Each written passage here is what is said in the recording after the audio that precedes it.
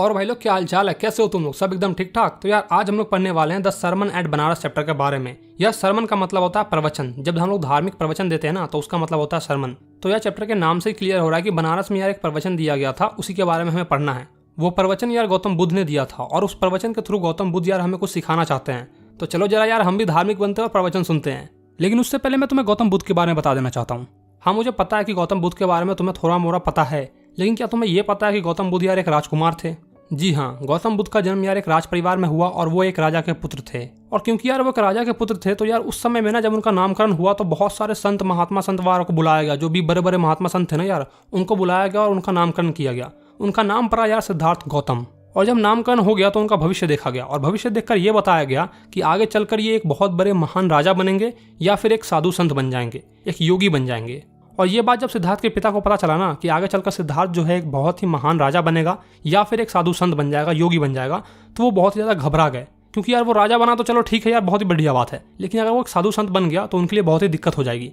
क्योंकि यार तुम्हें भी पता है कि पहले के ज़माना में यार राजा का बेटा ही राजा बनता था और वही अपना राज जो है आगे चलाता था। तो यार सिद्धार्थ के पिता बहुत ही ज़्यादा घबराए हुए थे। तो वो जो साधु संत वहाँ पर आए थे ना उनके नामकरण के लिए, सिद्धार्थ के नामकरण के लिए जो साधु संत आए थे, उनसे वो पूछते हैं कि ऐसा कोई उपाय बताइए जिससे ये एक महान राजा ही बने, साधु संत न बने। और क्योंकि यार उस समय के साधु संत यार बहुत ही महान होते थे, बहुत ही ज्ञानी होते थे, तो वो यार इसका उपाय भी बताते हैं। वो कहते हैं कि सिद्धार्थ को तुम्हें राजमहल में ही रखना पड़ेगा और कोई भी कष्ट नहीं देना पड़ेगा। क्योंकि अगर इसे कष्ट हुआ या फिर इसने किसी को देखा जो कष्ट में है तो ये संत बनने की राह पर चला जाएगा, सब चीज़ त्याग देगा। इसके सामने कभी भी ऐसे लोग नहीं आने चाहिए जो दुख में हो, कष्ट में हो। इसको हमेशा ही खुश रखो, इसको अपने राज दरबार में ही रखो और दुनिया की जो भी खुशी होती है वो सारे इसको दो। तो यार सिद्धार्थ के पिता ये चीज़ करने के लिए मान जाते हैं और सिद्धार्थ गौतम को सारे सुख देते हैं यार। कोई भी कष्ट नहीं होता, उसको कभी भी कष्ट नहीं होता है। और इनके पिता ने यह भी ऐलान कर दिया था कि इसके पास कोई भी ऐसा व्यक्ति नहीं जाएगा जो कष्ट में है, दुख में है, दर्द में है। जो अपने जीवन से खुश नहीं है वो इसके पास कभी भी नहीं जाएगा। और ऐसा कोई भी धार्मिक चीज इसके सामने नहीं आना चाहिए जिसको देखकर इसको ऐसा लगे कि हाँ मुझे धार्मिक बन जाना चाहिए। यार कुछ लोगों का मानना है कि जो सिद्धार्थ गौतम जिस गार्डन में घूमते थे, जिस बगीचे में घूमते थे, उसमें कोई एक पीला पत्ता भी नहीं दिखता था। जैसे ही कोई पीला पत्ता दिखता था यार उसको तुरंत ही छुपा लिया जाता था। उनके सामने यार कोई भी गेरुआ वस्त्र पहन के नहीं आता था। जो पंडित का वस्त्र होता है ना यार, जो कपड़े होते हैं लाल पीले टाइप के, वो पहन के उनके सामने कोई नहीं आता था। उनको यार महल में सारे सुख दिए जाते थे और महल से कभी बाहर निकलने नहीं दिया जाता था। क्योंकि यार अगर सिद्धार्थ महल से बाहर निकलता है तो वो यार कुछ लोगों को देखेगा जो कि यार कष्ट में होंगे, पीड़ा में होंगे, और उनको देखकर यार ये बहुत ज़्यादा भावुक हो जाएगा और उसके अंदर यार एक दया की भावना जग जाएगी और इसको ऐसा लगने लगेगा कि राजा बनना कोई बड़ी बात नहीं है और वो यार पंडित वगैरह बनने की कोशिश करेगा, साधु संत वगैरह बनेगा। फिर यार सिद्धार्थ जो है 12 साल के हो गए। 12 साल के होने के बाद यार उनको स्कूल में भेज दिया गया पढ़ने के लिए। वहाँ पर इनको हिंदू स्क्रेड स्क्रिप्चर्स पढ़ने के लिए भेज दिया गया।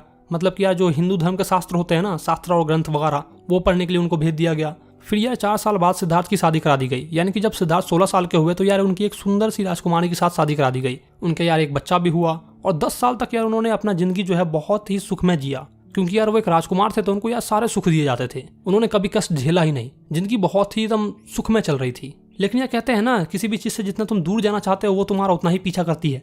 तो वही है सिद्धार्थ के साथ भी हुआ। सिद्धार्थ को यार हमेशा ही सुख दिया गया और राजमहल में ही रखा गया। लेकिन जब सिद्धार्थ गौतम 25 साल के हुए तो वो एक दिन हंटिंग पे निकले। तुम्हारे बुक में हंटिंग दिया गया है, लेकिन कुछ लोगों का मानना है कि वो एक राजसभा में जा रहे थे, एक उत्सव होने वाला था, वहां पर वो जा रहे थे। लेकिन तुम्हारे बुक में हंटिंग लिखा गया, तो एग्जाम में अगर क्वेश्चन आया तो तुम हंटिंग ही लिखना। तो वो यार जब 25 साल के हुए तो वो एक दिन यार अपने सैनिक के साथ हंटिंग पे निकलते हैं, शिकार पे निकलते हैं, ठीक है। और रास्ते में जब वो जा रहे होते हैं तभी यार उनको एक बीमार व्यक्ति दिखता है। तो वो अपने सैनिक से पूछते हैं कि ये क्या है, ये इंसान ऐसे क्यों लेटा हुआ है। तो यार उनका सैनिक जो है बहुत ज़्यादा घबरा जाता है। वो कहता है महाराज मुझे क्षमा करे, ये चीज़ें बताने की मुझे अनुमति नहीं है। तो सिद्धार्थ गौतम कहते हैं कि मैं तुम्हें आज्ञा देता हूं कि तुम मुझे बताओ ये क्या चीज़ है। तो उनका सैनिक यार घबराते हुए कहता है महाराज ये बीमार है। तो सिद्धार्थ गौतम पूछते हैं ये बीमारी क्या होती है। क्योंकि यार सिद्धार्थ गौतम कभी महल से बाहर नहीं गया, उनको ये सब चीज़ें नहीं पता है, उनको हमेशा इन सब चीज़ों से दूर रखा गया था। तो उनका सैनिक कहता है महाराज जब हमको अच्छे भोजन नहीं मिलते हैं और हम कमज़ोर हो जाते हैं तो हम बीमार हो जाते हैं। फिर यार सिद्धार्थ का रथ यार थोड़ी दूर और आगे बढ़ता है तो उनको यार एक बूढ़ा व्यक्ति देखता है जो कि यार झुक कर चल रहा था। तुमने देखा होगा यार बूढ़ा व्यक्ति ना झुक के चलता है, ऐसे उनके कंधे झुक जाते हैं। तो वैसे ही बूढ़े व्यक्ति को सिद्धार्थ ने भी देखा था। तो वो फिर से अपने सैनिक से पूछते हैं ये क्या है, ये इंसान ऐसे झुक कर क्यों चल रहा है। तो उनका सैनिक कहता है महाराज ये बूढ़ा हो गया है। ये बूढ़ा क्या होता है। महाराज ये युवा अवस्था की बाद की अवस्था है। हर मनुष्य पहले बच्चा होता है, फिर युवा होता है और फिर वो बूढ़ा हो जाता है। फिर यार वो कुछ दूर और आगे बढ़ते हैं और फिर उनको कुछ ऐसा दिखता है जो उनका पूरा मन ही बदल देता है, उनके पूरे विचार को बदल देता है। यार उनको दिखता है कि 4 लोग जो हैं एक इंसान को कंधे पर लेके जा रहे होते हैं। तो वो अपने सैनिक से फिर पूछते हैं ये क्या है, इस इंसान को सारे लोगों ने बांध क्यों रखा है और इसको ऐसे क्यों लेके जा रहे हैं। उनका सैनिक यार फिर से घबराते हुए कहता है महाराज ये मृत्यु है। ये मृत्यु क्या होता है। महाराज ये बूढ़ा अवस्था की बाद की अवस्था है। तो सिद्धार्थ गौतम कहते हैं क्या मुझे भी मृत्यु आएगी? तो उनका सैनिक क्या जवाब देता है, महाराज मृत्यु सबको आती है, सबको एक दिन मरना है। फिर यार उनकी रथ थोड़ी दूर और आगे जाती है और फिर सिद्धार्थ गौतम को एक इंसान दिखता है जो गेरुआ वस्त्र पहनकर भिक्षा मांग रहा था। तो वो अपने सैनिक से फिर पूछते हैं ये क्या है, ये इंसान ने ऐसे कपड़े क्यों पहन रखे हैं और ये क्या मांग रहा है? तो उनका सैनिक क्या फिर से जवाब देता है और कहता है, महाराज ये साधु है, ये अपने जीवन से बहुत ही परेशान हो गया है, अपने जीवन के जितने भी कष्ट हैं उन सबसे ये बहुत ज़्यादा परेशान हो गया और तभी जाकर ये साधु बन गया है। और ये सारी घटनाएं जो भी उन्होंने अभी देखी है यार, ये सिद्धार्थ गौतम का विचार बदल देती है। और लोगों का मानना है कि यार सिद्धार्थ गौतम जो है शिकार करने जाते ही नहीं है, वो आधे रास्ते से ही वापस आ जाते हैं और उसी रात वो निर्णय लेते हैं कि मैं राजसभा छोड़ दूंगा और मैं एक साधु संत बन जाऊंगा। और उसी रात सिद्धार्थ गौतम अपना राजमहल छोड़कर मॉन्क बनने के राह पर निकल पड़े। जीवन की असली ज्ञान की प्राप्ति करने के लिए वो 7 साल तक इधर उधर पूरे सृष्टि में घूमते रहे। आखिरकार वो एक पीपल के पेड़ के नीचे आते हैं और बैठ जाते हैं और ठान लेते हैं कि मैं मेडिटेशन करूंगा, मैं ध्यान लगाऊंगा और तब तक ध्यान लगाऊंगा जब तक कि मुझे ये सारी ज्ञान प्राप्ति नहीं हो जाती है। और पूरे 7 दिन बाद यार जीवन के असली ज्ञान की प्राप्ति उनको हो गई। उनको पता चल गया कि कोई भी इंसान कष्ट और पीड़ा में क्यों दुखी रहता है। और 7 दिन बाद जब उनको ये ज्ञान की प्राप्ति हो गई तो वो जिस पेड़ के नीचे बैठे हुए थे, जिस पीपल के पेड़ के नीचे वो बैठे हुए थे, उसका नाम बदल कर वो बो ट्री रख देते हैं। बो ट्री का मतलब है ज्ञान का पेड़। और फिर वो ठान लेते हैं कि जो भी उनको ज्ञान की प्राप्ति हुई है उनकी शिक्षा वो सभी लोगों को देंगे, अपने ज्ञान को सबके साथ बांटेंगे और सिखाएंगे और तब जाकर वो बुद्धा कहलाते हैं। अभी तक वो सिद्धार्थ गौतम थे जो कि एक केवल मनुष्य था, लेकिन अब जब उनको ज्ञान की प्राप्ति हो गई है तो वो सिद्धार्थ गौतम से गौतम बुद्ध बन गए। और तब से लेके आज तक सब उनको गौतम बुद्ध ही कहते हैं। गौतम बुद्ध ने यार अपना सबसे पहला प्रवचन गंगा नदी किनारे बैठकर बनारस में दिया था और जो भी प्रवचन उन्होंने दिया था, जो भी ज्ञान दिया था उन्होंने, वो यार तुम्हारे बुक में लिखा गया है।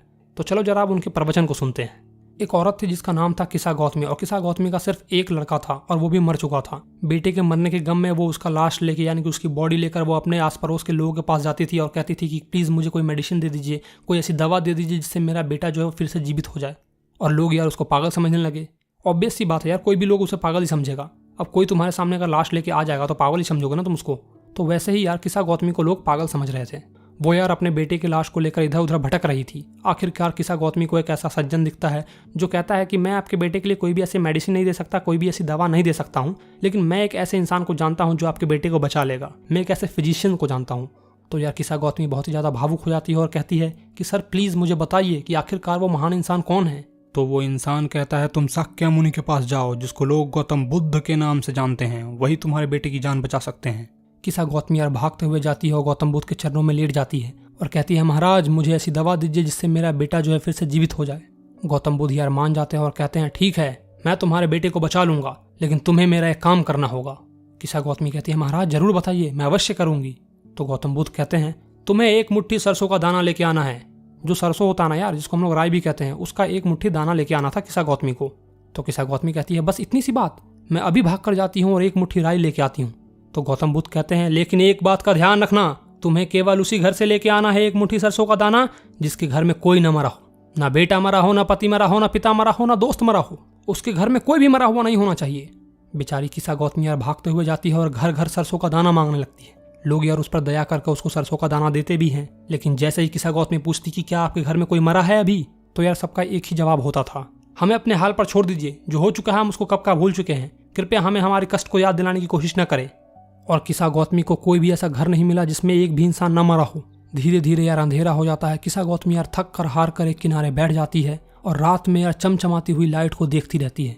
वो टिमटिमाती सी लाइट कभी बुझती थी तो कभी चालू हो जाती थी, कभी बुझती थी तो कभी चालू हो जाती थी, और आखिरकार वो टिमटिमाती लाइट बुझ जाती है। किसा गौतमी को यार धीरे धीरे समझ में आने लगा था कि गौतम बुद्ध यार उनको कुछ सिखाने की कोशिश कर रहे हैं। वो अपने आप से कहती है कि मैं कितनी स्वार्थी हूँ, मृत्यु तो सबके लिए समान है, जो इस संसार में आया है उसे तो मरना ही है। तो यार उसको समझ में आ गया था कि गौतम बुद्ध उसे क्या सिखाना चाह रहे हैं, क्या बताना चाह रहे हैं। तो अभी तक तो तुमने इस चैप्टर को यार एकदम कहानी के तौर पर सुना है, लेकिन अब मैं तुम्हें गौतम बुद्ध ने जो प्रवचन दिया है ना, वो मैं तुम्हें अपने शब्दों में सुनाने जा रहा हूँ। ठीक है, तो चलो अब प्रवचन सुनो। वो यार किसा गौतमी को उठाते हुए कहते हैं, उठो पुत्री, इस संसार में हर मनुष्य दुख व तकलीफ से भरा हुआ है और ऐसा कोई भी साधन नहीं है जिससे जो पैदा हुआ है वो मरने से बच सके। हर मनुष्य को वृद्ध अवस्थाएं पहुंचने के पश्चात मृत्यु मिलती है। यही जीवित प्राणियों का प्रकृति है। जैसे पके हुए फल को गिरने का खतरा रहता है, उसी प्रकार हर मनुष्य जो जन्म लेता है उसको मरने का खतरा सदा रहता है। जैसे कुम्हार के बनाए हुए बर्तन टूटकर समाप्त हो जाते हैं, उसी प्रकार हर मनुष्य एवं संसार समाप्ति की ओर बढ़ता है। चाहे वो बच्चा हो, बूढ़ा हो, मूर्ख हो एवं ज्ञानी हो, सबको एक न एक दिन मरना है। एक पिता अपने पुत्र को नहीं बचा सकता, एक बंधु अपने संबंधियों को नहीं बचा सकता, क्योंकि मृत्यु ही केवल इस संसार का सत्य है, बाकी सब मोह माया है। इसीलिए बुद्धिमान व्यक्ति इस संसार के नियमों को जानते हैं और वो कभी दुखी नहीं होते। ना रोने से और न ही दुखी होने से किसी को मन की शांति मिलती है। इसके विपरीत उसका दुख और बढ़ता है, उसके शरीर को कष्ट मिलता है, वह स्वयं रोगी होकर शून्य हो जाता है, लेकिन उसका कष्ट कम नहीं होता। वह जो शांति की खोज में है, उसे शोक, शिकायत और दुख के तीर को निकाल देना चाहिए। जो इस तीर को निकाल देता है उसे मन की शांति प्राप्त होती है। वह जो अपने दुख पर पूरी तरह से काबू पा लेता है, उसे दुख से मुक्ति मिल जाती है और आशीष की प्राप्ति होती है। तो बच्चों, कैसा लगा मेरा प्रवचन? अब जल्दी से लाल कलर के सब्सक्राइब बटन को दबाकर घंटी बजा दो, ताकि तुम्हें भी मन की शांति मिले और जैसे ही इस गुरु की कोई वीडियो पोस्ट हो तुरंत ही तुम्हारे पास आ जाए। तो भाई लोग यार, बस इतना ही था तुम्हारे इस चैप्टर में, ठीक है? तो वीडियो अच्छा लगा हो तो यार वीडियो को लाइक करो, अपने दोस्तों के साथ इसको जरूर शेयर करना। और हाँ यार, अगर अब तक तुमने अपने भाई का चैनल सब्सक्राइब नहीं किया तो क्या कर रहे हो भाई लोग? चैनल तो सब्सक्राइब कर लो, हैं? फ्री का यार, कर लो। चलो तो मैं मिलता हूं तुम्हें नेक्स्ट वीडियो में। Bye bye.